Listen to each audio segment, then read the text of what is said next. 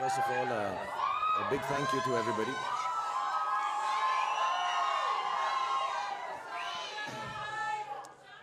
Okay, I've been told on this occasion, whenever my name is called out, I have to doff my hat.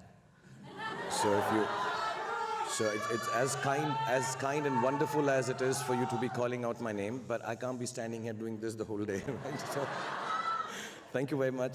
First of all, thank you to everybody present here, the Chancellor, Mr. John Brumby, Professor Susan, all the other faculty members, the parliamentarians, distinguished parliamentarians, Meethu, Caroline Pitcher, all the students here, for giving me this opportunity to be here this afternoon.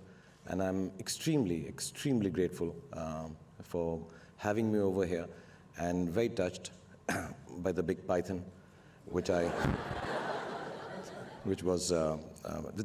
that's my first time where I've ever touched a snake. So thank you. That's the first time, lifetime experience, and it can only happen in Trobe University. So thank you. So it is indeed a privilege for me to receive this honorary doctorate today. I feel a little like a cheat though, because our work at Mir Foundation isn't intended to be rewarded except by the meaning that it brings to all our lives. When I first decided to start a foundation that worked towards the rehabilitation of acid attack victims, it was an idea that came to me directly from my everyday experience. I work with women for whom beauty is a professional demand. I see how the demand impacts their lives, even when they are physically the most beautiful women in the country, or perhaps even in the world. I experienced firsthand the superficiality of social values that place a woman's appearance before her inner worth. I wanted to subvert that idea, to create a space in which a woman can be freed of these archaic notions and the true source of her beauty could be celebrated. As I was thinking of a way to create this space, I happened to meet a couple of ladies who I'll just mention their names.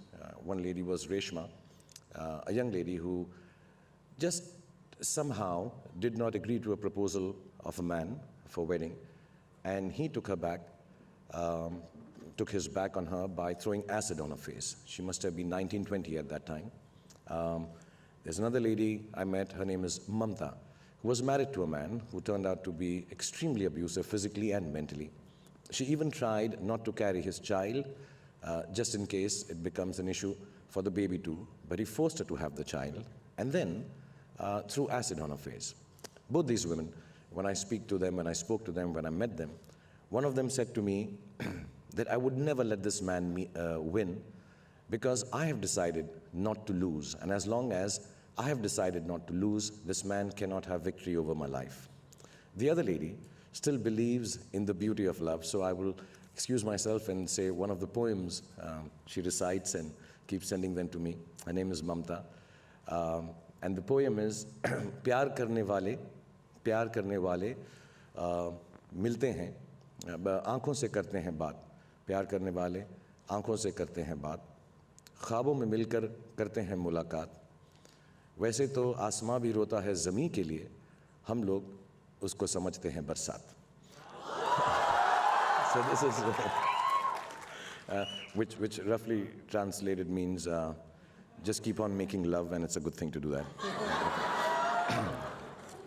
So here were women who had been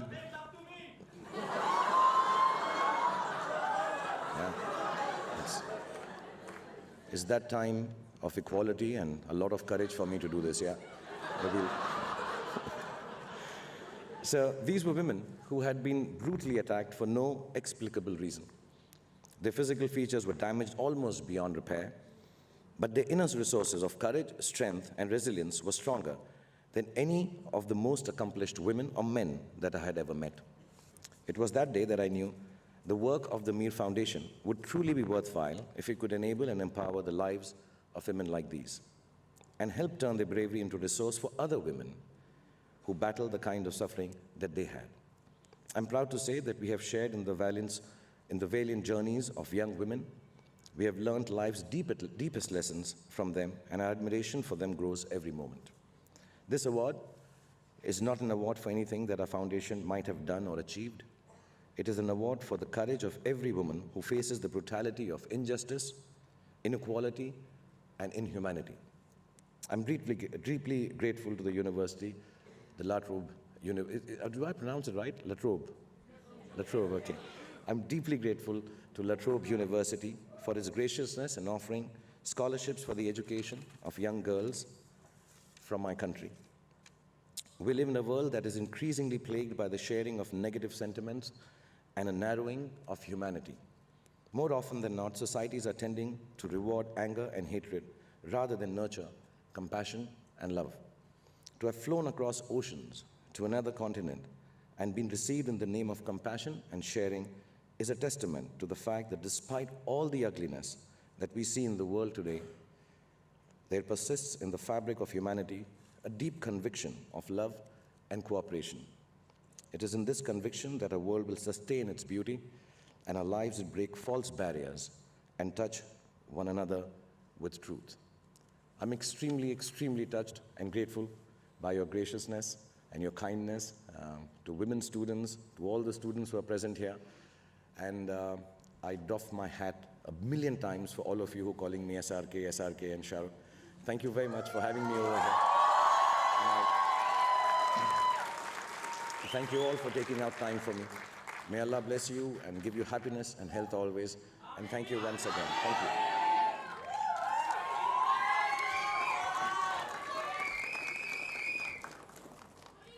Thank you so much, Shah Rukh. Thank you. Thank you.